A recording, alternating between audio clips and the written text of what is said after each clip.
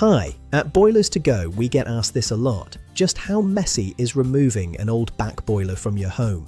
The short answer is, it's usually very messy. In fact, it is often one of the messiest jobs in home heating. Here is why. First, soot and ash build up behind the boiler over decades. Removing the unit can bring a significant cloud of dust into the room. Next is the brickwork. These units are built directly into the fireplace, so removal involves structural work and a good amount of plastering. Old pipework and water spills are also common. Draining these systems can leave sludge, which is why floor protection is absolutely vital.